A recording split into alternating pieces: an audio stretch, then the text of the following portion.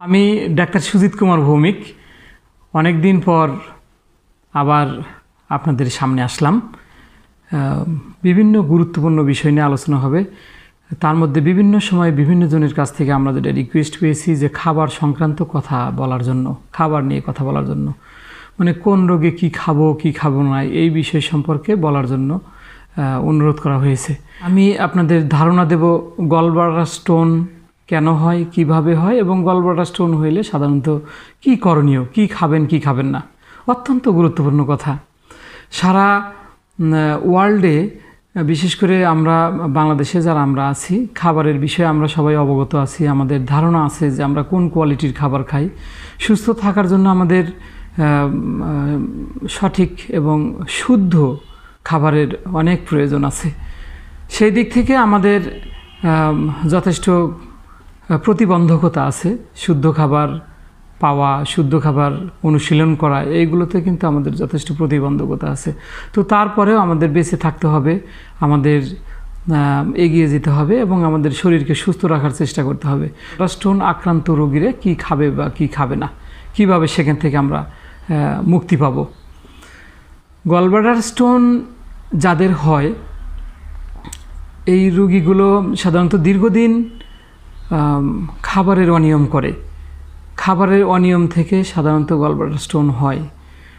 সকালের খাবার বিকেলে, বিকেলের খাবার সন্ধ্যায়, সন্ধ্যার খাবার রাত্রে, এইরকম দীর্ঘদিন যাবৎ অনিয়মিত আহার গলব্লাডার স্টোন ফর্মেশন হওয়ার প্রধান কারণ।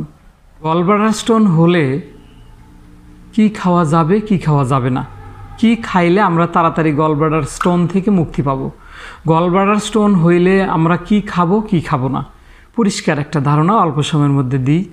এইটা কিন্তু আপনারা প্র্যাকটিস করবেন। আশা করি, যদিও এটা আপনারা সবসময় শুনে থাকবেন যে গলব্লাডার স্টোন অপারেশন ছাড়া আরোগ্য হয় না, কিন্তু নতুন আশার আলো। হোমিওপ্যাথিক মেডিসিনে আরোগ্য হয়। পাশাপাশি আমাদের অত্যন্ত সতর্কতার সহিত নিম্নলিখিত খাদ্যগুলো কিন্তু আপনাদের প্র্যাকটিস করতে হবে অবশ্যই। তো সেই ক্ষেত্রে কি কি খাবার আমরা খাবো, অল্প কথায় আমরা ধারণা দিচ্ছি। আপনাকে কাঁচা পেঁপে খেতে হবে। কাঁচা পেঁপে প্রত্যেক দিন 1 কেজি বা তার উপরে যদি সম্ভব হয়, আপনার এর সাথে সময়ের সাথে মিল রেখে আপনি সারাদিন ব্যাপী কাঁচা পেঁপে খাবেন। সারাদিনের জন্য আমরা অন্তত অবশ্যই 1 কেজি কাঁচা পেঁপে খাই, 1 কেজি বা 1.5 কেজি। 2 নম্বর, হরিতকি। হরিতকি আপনারা দেখে থাকবেন, জলপাইয়ের মতো দেখতে, অনেকটা খাসকাটা খাসকাটা। আমরা ত্রিফলার নাম শুনেছি, আমলকি, হরিতকি, বহেরা। তো হরিতকি এই ফলটা কাঁচা এবং শুকনা দুইভাবেই পাওয়া যায়। কাঁচা আমরা সিজনের সময় যখন হরিতকির যখন হয় তখন আমরা কাঁচা হরিতকি খেতে পারি। অফ সিজনে আমরা শুকনা হরিতকি খেতে পারি। হরিতকি কিন্তু দিনে 3টা খাইতে হবে। হরিতকি প্রতিদিন 3টা খেতে হবে খালি পেটে, সকালে, দুপুরে, রাত্রে। 3 নম্বর, প্রচুর পরিমাণ শশা খেতে হবে, শশা বা ক্ষীরে।